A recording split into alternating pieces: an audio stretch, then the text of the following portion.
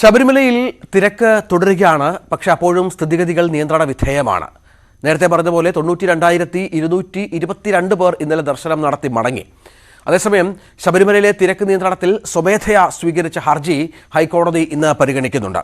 Virtual queue, spot ബുക്കിംഗുകളെ സംബന്ധിച്ച തൽസ്ഥിതി report പോലീസും ദേവസ്വം ബോർഡും ബെഞ്ചിനെ അറിയിക്കും. പോലീസ് നിയന്ത്രണങ്ങളെ സംബന്ധിച്ചും സർക്കാർ വിശദീകരിക്കും. പമ്പയിലെയും സന്നിധാനത്തെയും എക്സിക്യൂട്ടീവ് മജിസ്ട്രേറ്റുമാർ ഇന്ന് തൽസ്ഥിതി റിപ്പോർട്ടും നൽകും. ഡാനി പോൾ വിവരങ്ങൾ പങ്കുവെക്കും. ഡാനി, ഇപ്പോൾ 2-3 ദിവസമായി ശബരിമലയിൽ കാര്യങ്ങൾ നിയന്ത്രണത്തിലാണ്. ദേവസ്വം ബോർഡും പോലീസും കാര്യക്ഷമമായി പ്രവർത്തിക്കുന്നു. ഭക്തർക്ക് സുഗമമായ ദർശനം സാധ്യമാകുകയും ചെയ്യുന്നു. പക്ഷേ അതിന് മുൻപുള്ള 4 ദിവസങ്ങളിൽ ഇതായിരുന്നില്ല സ്ഥിതി. കോടതിയുടെ ഭാഗത്ത് ആ കണക്കുകളുമുണ്ട്, ആ സ്ഥിതിയുമുണ്ട്, ഇപ്പോഴത്തെ പ്രധാനപ്പെട്ട പശ്ചാത്തലവുമുണ്ട്. അതനുസരിച്ചുള്ള ഒരു തീരുമാനമായിരിക്കും കോടതിയുടെ ഭാഗത്തുനിന്നുണ്ടാവുക. ഇപ്പോഴത്തെ സ്ഥിതിഗതികളടക്കം കോടതിയെ ധരിപ്പിച്ചുകൊണ്ട് ഈ പ്രശ്നവും തണുപ്പിക്കാനായിരിക്കും സർക്കാരും ശ്രമിക്കുക.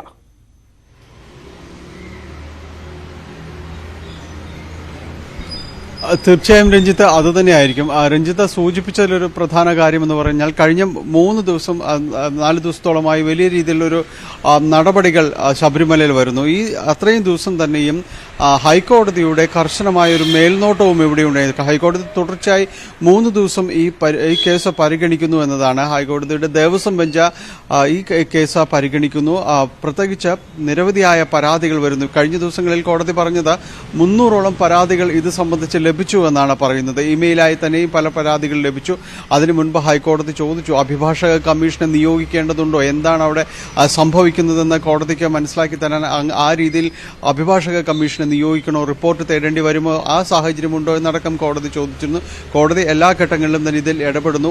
ഒരു ദിവസവും ഏതാണ്ട് 3 തവണ ഇത് പരിഗണിക്കുന്ന രീതിയിലേക്ക്, റിപ്പോർട്ടുകൾ വിലയിരുത്തുന്ന രീതിയിലേക്ക് വരുന്നു. രാവിലെയും ഉച്ചയ്ക്കും വൈകുന്നേരവും ഈ ശബരിമലയിൽ നടക്കുന്നതെന്ത്, സർക്കാർ സ്വീകരിച്ച നടപടികൾ എന്ത് എന്നെല്ലാം തന്നെ ചോദിക്കുന്ന ഒരവസ്ഥയിലേക്കാണ് കാര്യങ്ങൾ എത്തിയിരുന്നത്. അതിനനുസരിച്ചുള്ള ഒരു പുരോഗതിയും സർക്കാർ നടപടികൾ സ്വീകരിക്കുന്നു. കാരണം കൃത്യമായൊരു മോണിറ്ററിംഗിലേക്ക് ഇത് വന്നപ്പോൾ നടപടികൾ സ്വീകരിക്കുന്നതിൽ ഒട്ടും വൈകുന്നില്ല. അത് കാര്യക്ഷമമായി നടപ്പാക്കുന്നു. ശബരിമലയിലെ തിരക്ക് ഒഴിയുന്നു. അതിലൊരു കൃത്യമായ രീതിയിലുള്ള ഒരു ഓഡിറ്റിംഗിലേക്ക് വരുന്നു എന്നത് തന്നെയാണ് മനസ്സിലാക്കാൻ സാധിക്കുന്നത്. കഴിഞ്ഞ ദിവസവും ആ കേസ് പരിഗണിക്കുമ്പോൾ ഹൈക്കോടതിയുടെ പ്രധാനപ്പെട്ട ചോദ്യം വെർച്വൽ ക്യൂവും അതോടൊപ്പം തന്നെ സ്പോട്ട് ബുക്കിങ്ങും ഇത് കൃത്യമായി നടപ്പിലാക്കിയാൽ അവിടുത്തെ ഒരു പ്രശ്നങ്ങൾക്ക് വലിയ രീതിയിലുള്ളൊരു പരിഹാരമാകും എന്ന് ഹൈക്കോടതി നിർദ്ദേശിച്ചു. അതുകൊണ്ട് പോലീസും ആ രീതിയിൽ തന്നെയാണ് കാര്യങ്ങൾ ചൂണ്ടിക്കാണിച്ചത്. ഇപ്പോൾ തിരക്ക് കുറയുമ്പോഴും അവിടെ വന്നിരിക്കുന്നു, ആ കാര്യങ്ങളിലുള്ളൊരു അച്ചടക്കം വന്നിരിക്കുന്നു എന്നതുകൊണ്ട് തന്നെയാണ് ഇപ്പോൾ തിരക്ക് കുറയാനുള്ളൊരു സാഹചര്യത്തിലേക്ക്, അതായത് നിയന്ത്രിക്കാനുള്ള ഒരു സാഹചര്യത്തിലേക്ക് വന്നിട്ടുള്ളത് എന്നാണ് അനുമാനിക്കുന്നത്. അതോടൊപ്പം തന്നെയാണ് ഭക്തർക്ക് ലഭ്യമാക്കേണ്ട പ്രാഥമികമായ അടിസ്ഥാനപരമായ സൗകര്യങ്ങൾ സംബന്ധിച്ച് ഹൈക്കോടതിയുടെ വിലയിരുത്തലുകൾ ഉണ്ടായത്. അതിൽ കൃത്യമായ ഒരു ഇടപെടലുകൾ വേണമെന്ന് നിർദ്ദേശിച്ചു. കൃത്യമായ വോളണ്ടിയേഴ്സ് അവിടെ വേണം, സെക്യൂരിറ്റി സംവിധാനങ്ങൾ വേണം. ഒപ്പം ഇന്നലെ വന്നപ്പോൾ ഹൈക്കോടതി പറഞ്ഞ കാര്യങ്ങൾ, ലഭിച്ച പരാതികൾ പ്രധാനപ്പെട്ടത് ഭക്തർക്ക് ലഭിക്കുന്ന ഈ ഭക്ഷണങ്ങൾക്ക് എരുമേലിയിലും മറ്റും വലിയ രീതിയിൽ തന്നെ തുക ഈടാക്കുന്നു, വലിയ രീതിയിൽ തന്നെ അവരെ കൊള്ളയടിക്കുന്നു എന്ന രീതിയിലാണ് കാര്യങ്ങൾ പോകുന്നത്. അതുകൊണ്ട് ഇവിടങ്ങളിൽ വിവര പട്ടിക അടക്കം എഴുതി വയ്ക്കാനുള്ളൊരു സംവിധാനങ്ങൾ, അത് നിരീക്ഷിക്കാനുള്ള കാര്യങ്ങളെല്ലാം തന്നെ വേണം. ഒപ്പം തന്നെ പാർക്കിംഗ് ഫീസ്, സ്വകാര്യമായ പലയിടങ്ങളിലും തന്നെ സ്വകാര്യ പാർക്കിംഗ് സംവിധാനങ്ങൾ, ഇവിടെയെല്ലാം തന്നെ വലിയ രീതിയിലുള്ളൊരു ഫീസ് ഈടാക്കുന്നു. പ്രത്യേകിച്ച് അന്യ സംസ്ഥാനങ്ങളിൽ നിന്ന് വരുന്ന ഭക്തജനങ്ങൾ ഇവർ പലപ്പോഴും തന്നെ ഇത്തരം വലിയ രീതിയിലുള്ള പാർക്കിംഗ് ഫീ കൊടുത്ത പോകേണ്ടി വരുന്ന ഒരവസ്ഥയുണ്ട്. അപ്പോൾ ഇത്തരം കാര്യങ്ങളിലെല്ലാം തന്നെ ഇടപെടൽ വേണം. മുഴുവനായും തന്നെ ശബരിമലയിലേക്ക് എത്തുന്ന ഭക്തർക്ക് തുടക്കം മുതൽ തന്നെ എന്തെല്ലാമാണ് അവർക്ക് നേരിടുന്ന പ്രയാസങ്ങൾ, ഇക്കാര്യങ്ങളിലെല്ലാം തന്നെ കൃത്യമായൊരു ഇടപെടൽ വേണമെന്നാണ് ഹൈക്കോടതി നിർദ്ദേശിച്ചിരിക്കുന്നത്. അത് പാർക്കിംഗ് സംവിധാനമായാലും ഗതാഗതക്കുരുക്കായാലും പലപ്പോഴും ഗതാഗതക്കുരുക്കിൽ പെട്ടുപോകുന്ന ഭക്തർ അത് പല ഈ വനമേഖലകളിലടക്കം പെട്ടുപോകുന്നുണ്ട്. ഇവിടങ്ങളിൽ കുരുങ്ങിപ്പോകുന്ന ഭക്തരുടെ അവസ്ഥ വളരെ ദയനീയം തന്നെയാണ്. സ്ത്രീകളും കുട്ടികളും അടക്കമുള്ളവർ ഈ വാഹനങ്ങളിൽ കുടുങ്ങിപ്പോകുന്ന ഒരവസ്ഥ എല്ലാം തന്നെ ഉണ്ട്. അപ്പോൾ ഈ കാര്യങ്ങളിലെല്ലാം കൃത്യമായ ഒരു ഇടപെടൽ വേണം. അവർ ആ രീതിയിലേക്ക് കുടുങ്ങിപ്പോകുമ്പോൾ വളരെ മണിക്കൂറുകളോളം വാഹനങ്ങളിൽ കാത്തിരിക്കേണ്ട ഒരു അവസ്ഥ വരുന്നു. വെള്ളവും ഭക്ഷണവും ഇല്ലാത്തൊരവസ്ഥ, പ്രാഥമിക കൃത്യങ്ങൾക്ക് ബുദ്ധിമുട്ടുന്നൊരവസ്ഥ. അപ്പോൾ ഇങ്ങനെ കുടുങ്ങിപ്പോകാതിരിക്കാൻ ഗതാഗത പരിഷ്കാരങ്ങൾ എന്തെല്ലാമാണ് അവിടെ വേണ്ടതെന്ന് പത്തനംതിട്ട എൻഫോഴ്സ്മെന്റ് RTOയുടെ റിപ്പോർട്ട് സമർപ്പിക്കാൻ ആവശ്യപ്പെട്ടിരുന്നു. പ്രത്യേകിച്ച് ഈ ലാഹ ഇലവുങ്കൽ റോഡ്, ഇലവുങ്കൽ കണമല റോഡ് തുടങ്ങിയവയുടെ എല്ലാം തന്നെയും ഗതാഗത കുരുക്ക് അതിരൂക്ഷമാവുന്നു. അത് പരിഹരിക്കാൻ ഏത് രീതിയിലുള്ള ഒരു നടപടികൾ വേണമെന്നതടക്കം അങ്ങനെ വിശദമായ രീതിയിൽ തന്നെയാണ് ഈ ദിവസങ്ങളിൽ ശബരിമല വിഷയങ്ങൾ ഹൈക്കോടതിയുടെ ദേവസ്വം ബെഞ്ച് പരിഗണിച്ചത്. ഓരോ സിറ്റിങ്ങിലും, അതായത് രാവിലെയും ഉച്ചയ്ക്കും വൈകിട്ടുമായി നടക്കുന്ന സിറ്റിങ്ങിൽ കൃത്യമായ രീതിയിലുള്ള വിവരങ്ങൾ സർക്കാരും സമർപ്പിക്കുന്നുണ്ടായിരുന്നു. സർക്കാർ ഇടപെടലുകൾ ചൂണ്ടിക്കാണിച്ചുകൊണ്ട് അതുമൂലം വന്നിരിക്കുന്ന പരിഹാരങ്ങൾ ഓരോ വിഷയങ്ങൾ പരിഹരിക്കപ്പെട്ടത് ചൂണ്ടിക്കാണിച്ചുകൊണ്ടെല്ലാം തന്നെ റിപ്പോർട്ടുകൾ നൽകുന്നുണ്ടായിരുന്നു. ഇന്നും കേസ് പരിഗണിക്കുന്നു. തുടർച്ചയായ 4ാം ദിവസമാണ് ഹൈക്കോടതി ശബരിമല വിഷയത്തിൽ സ്വമേധയായി എടുത്ത ഈ കേസിന്റെ നടപടികൾ പരിഗണിക്കുന്നത്. കോടതിയിലെ സാഹചര്യം ഏതായാലും ശബരിമലയിൽ തിരക്കുണ്ട്, പക്ഷേ നിയന്ത്രണ വിധേയമാണ്. കഴിഞ്ഞ 3 ദിവസമായി ഇന്നലെയും മിനിഞ്ഞാന്നും തിരക്ക് നിയന്ത്രണ വിധേയമാണ്. അനുമോദ് അവിടെ സന്നിധാനത്തുണ്ട്. അനുമോദ്, ഭക്തജനങ്ങൾ വലിയ തോതിൽ വരുന്നുണ്ട്. ഇന്നലത്തെ കണക്കൊക്കെ 92,222 പേർ എന്നുള്ളതാണ്. പക്ഷെ അപ്പോഴും കാര്യങ്ങൾ പ്രശ്നമൊന്നുമില്ല. എന്തുകൊണ്ടാണ് ഈ മാറ്റം ശബരിമലയിൽ സംഭവിച്ചിരിക്കുന്നത്? ഇത്രയധികം ഭക്തജനങ്ങൾ വന്നിട്ടും സുഗമമായി വലിയ പ്രശ്നങ്ങളൊന്നുമില്ലാതെ, ഗതാഗത കുരുക്കില്ല, ആളുകൾക്ക് ദർശനം നടത്തി മടങ്ങാനുള്ള പശ്ചാത്തലമൊക്കെ ഏതൊക്കെ തരത്തിലുള്ള മാറ്റങ്ങൾ ഈ സംവിധാനങ്ങളിൽ വരുത്തിയത് കൊണ്ടാണ് സംഭവിച്ചിരിക്കുന്നത്?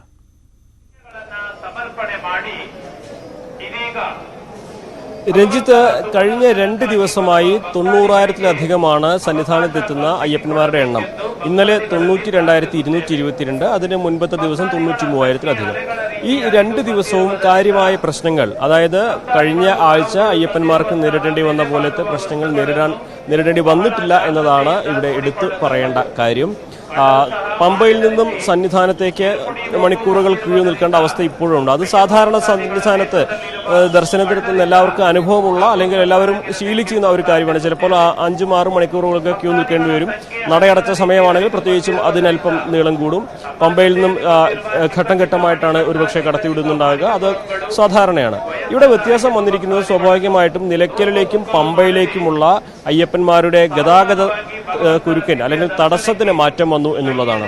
അയ്യപ്പന്മാരെ മുൻപ് ചെയ്തിരുന്നത് പോലെ നിലയ്ക്കലെത്തുന്നതിന് മുൻപേ റോഡിന്റെ വശങ്ങളിൽ മണിക്കൂറുകൾ തടഞ്ഞിടുന്ന ഒരു സാഹചര്യം ഒഴിവാക്കി പരമാവധി അയ്യപ്പന്മാരെ കൃത്യമായിട്ട് ഭക്ഷണവും വെള്ളവും പ്രാഥമിക സൗകര്യങ്ങളൊക്കെ ലഭിക്കുന്ന സ്ഥലത്തേക്ക് എത്തിക്കാനുള്ള നടപടികൾ ഉണ്ടായിട്ടുണ്ട്.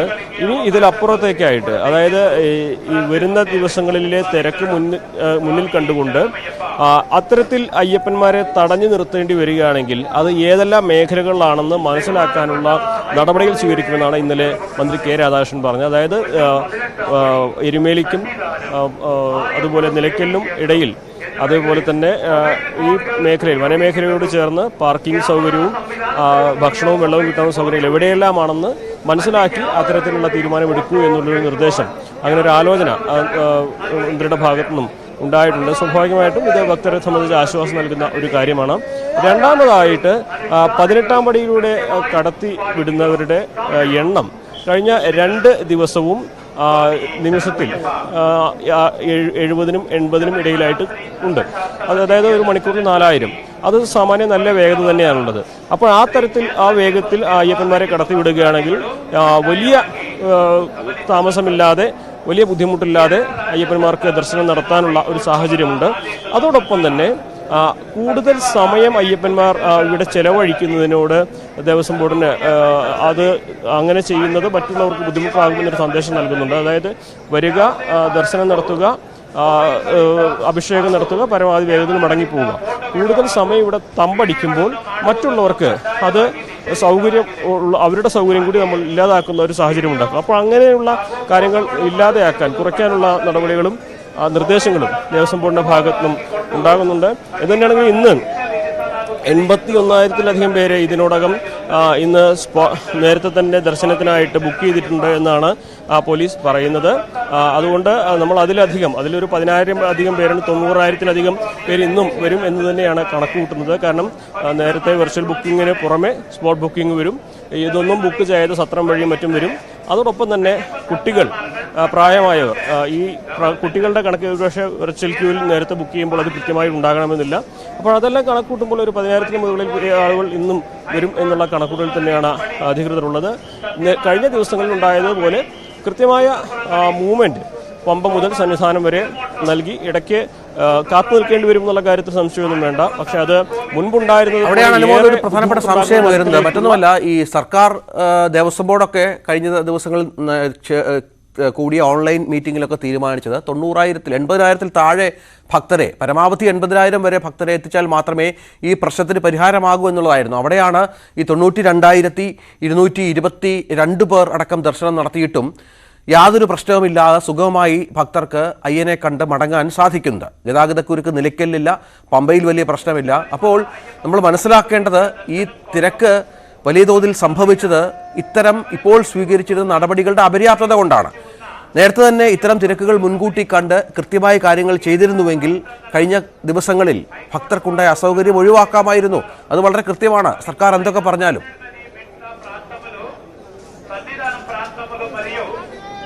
തീർച്ചയായും അത് അന്നത്തെ 2 ദിവസം ഇവിടെ ഈ കാര്യങ്ങൾ കൈകാര്യം ചെയ്തതിൽ വന്നൊരു പിഴവ് തന്നെയാണ്.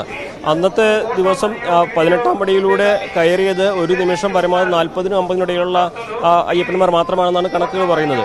അത് സ്വാഭാവികമായിട്ടും സന്നിധാനത്തെ ഈ തിരക്കിനെ, ഈ ഒഴുക്കിനെ നിയന്ത്രിക്കുന്നതെല്ലാം 18-ാം പടിയിലെ അയ്യപ്പന്മാർ ഒരു നിമിഷം എത്ര പേർ കയറുന്നു ഉള്ളത് കണക്കാണ്.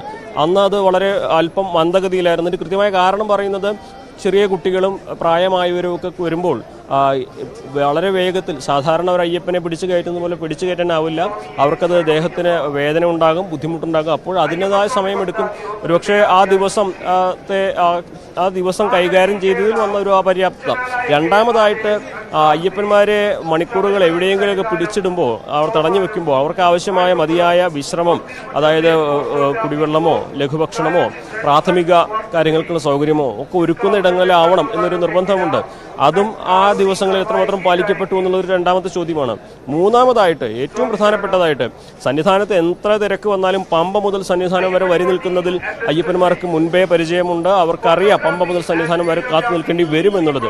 പക്ഷെ പമ്പ എത്തുന്നതിന് മുൻപ്, നിലയ്ക്കലെത്തുന്നതിന് മുൻപ് മണിക്കൂറുകൾ കാത്തു നിൽക്കേണ്ട അവസ്ഥ ഉണ്ടാവുന്നതാണ് ഈ ശബരിമലയുടെ തീർത്ഥാടന ചരിത്രത്തിൽ ഏറ്റവും ബുദ്ധിമുട്ടുണ്ടാക്കുന്ന ഒരു സാധനം. മണ്ഡല മകരവിളക്ക് കാലത്ത്, മകരവിളക്കിന്റെ സമയത്ത് കൃത്യമായി പമ്പ വരെ എത്തിക്കും, അല്ലെങ്കിൽ നിലയ്ക്കൽ വരെ എത്തിക്കും. അതിനുശേഷമാണ് ഘട്ടം ഘട്ടമായി കടത്തിവിടുന്നത്.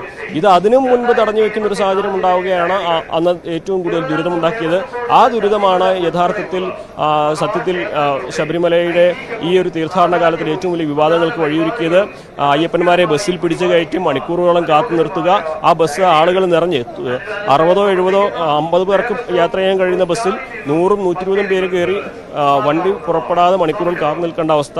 അങ്ങനെ ഉണ്ടാക്കുന്ന കൃത്യമായ നടത്തിപ്പിലെ പ്രശ്നങ്ങൾ, ആസൂത്രണത്തിൻ്റെ നടത്തിപ്പിലെ പ്രശ്നങ്ങൾ, വീഴ്ചകളാണ് ഈ വിവാദങ്ങൾക്കെല്ലാം കാരണമാക്കിയത്. ഈ നമ്മളെല്ലാം തന്നെ ഈ വാർത്തകൾ നിരന്തരമായി റിപ്പോർട്ട് ചെയ്യുകയും ഇതിലെ വീഴ്ചകൾ എടുത്തു കാണിക്കുകയും എല്ലാം ചെയ്തതിൻ്റെ അടിസ്ഥാനത്തിൽ കൂടിയാണ് മന്ത്രി അടിയന്തരമായിട്ട് സ്ഥലം സന്ദർശിച്ച് കാര്യങ്ങൾ മനസ്സിലാക്കി ഇന്നലെ അവലോകനം ചേർന്ന് ഈ കാര്യങ്ങളെ പിഴവുകൾ പരിഹരിക്കുമെന്ന ഒരു കാര്യം വ്യക്തമാക്കിയിട്ടുള്ളത്. എന്താണെങ്കിലും വിമർശനങ്ങളെ പോസിറ്റീവായിട്ട് തന്നെ ദേവസ്വം അധികൃതർ സ്വീകരിച്ചിട്ടുണ്ട്. അതുകൊണ്ട് തന്നെയാണ് കഴിഞ്ഞ 2 ദിവസമായിട്ട് 90,000-ലധികം പേര് വന്നിട്ടും വലിയ ബുദ്ധിമുട്ടുകളില്ലാതെ ഇവിടെ കാര്യങ്ങൾ നടന്നു പോകുന്നത്. ഇപ്പോഴും ആവർത്തിച്ച് പറയാം, പമ്പ മുതൽ സന്നിധാനം വരെ അയ്യപ്പന്മാർക്ക് കാത്തു നിൽക്കേണ്ട സാഹചര്യം നിലവിലുണ്ട്. പക്ഷേ അത് സാധാരണ ഉണ്ടാകുന്ന ഒരു കാര്യം തന്നെയായിട്ട് വേണം കാണാൻ. രഞ്ജിത്ത്, CB അനുമോദാണ് സന്നിധാനത്ത് നിന്ന് വിവരങ്ങൾ പ്രേക്ഷകർക്കായി പങ്കുവച്ചത്.